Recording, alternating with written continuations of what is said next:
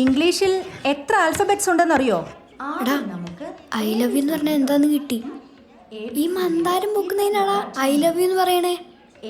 അയ്യേ, നിന്നോട് ഇതാരാ പറഞ്ഞേ? എന്റെ അച്ചാച്ചൻ. പോലെ തന്നെ ചെറിയ അക്ഷരങ്ങളുണ്ട് കേട്ടോ. എന്താ പേര്? നിതീഷ്. ഈ ഐ ലവ് യു എന്ന് വെച്ചാ എന്താന്നറിയോ നിതീഷിന്?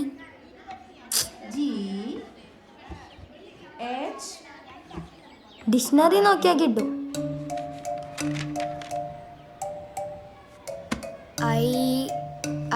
ഞാൻ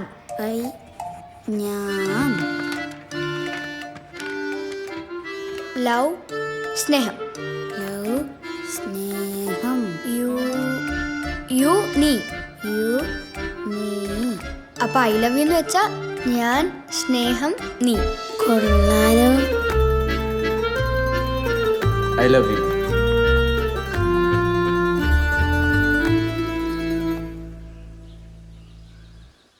Love you too.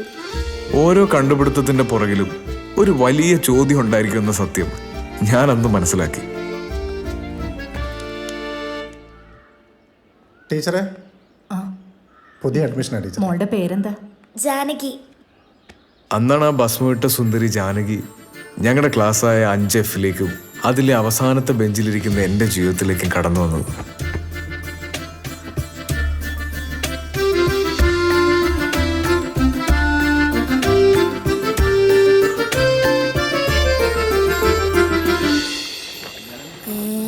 ഇതെന്താ ഇങ്ങനെയൊക്കെ? നിന്റെ അച്ഛന് ഭാഗവതരായോ? ഇല്ല. എന്താ? എനിക്കെല്ലാം മനസ്സിലായി മോനെ. നിനക്ക് അവളോട് അയിലിവല്ലേ? നീ കുറിയൊന്നും തൊട്ടിട്ട് ഒരു കാര്യമില്ല. നിനക്ക് അവളെ കിട്ടില്ലടേ. അതെന്താ? ആ രണ്ടാമത്തെ ബെഞ്ചിലേക്കൊന്ന് സുമേഷില്ലേ, അവനും അവളോട് അയിലവ്യ. അവൾക്ക് ഉത്തരമൊക്കെ പറഞ്ഞു കൊടുക്കാറുണ്ട്.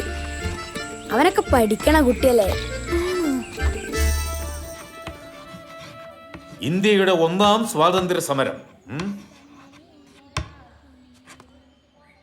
1ാം സ്വാതന്ത്ര്യ സമരം നടന്ന വർഷം ഏതാണ് സുമേഷ്? 1857. 1857. കണ്ടോ, ഞാൻ പറഞ്ഞല്ലേ. അടുത്ത ചോദ്യം, അതിർത്തി ഗാന്ധി എന്നറിയപ്പെടുന്നത് ആര്? ഇതാരാ പറയാൻ പോകുന്നേ? ആരാണ്? എനിക്കറിയില്ല.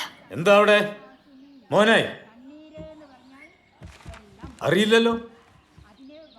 രക്ഷപ്പെട്ടു മാഷേ. ഇവനും അറിയില്ല. ആരാണെന്ന് അറിയുവോ? പിന്നെ എന്തിനാ ഇങ്ങോട്ട് വരുന്നേ? സുമേഷ്. ഖാൻ അബ്ദുൽ ഗഫർ ഖാൻ. മിടുക്കൻ. ഇപ്പൊ ഉറപ്പായി. ഇനി അവളെ നീ നോക്കണ്ട.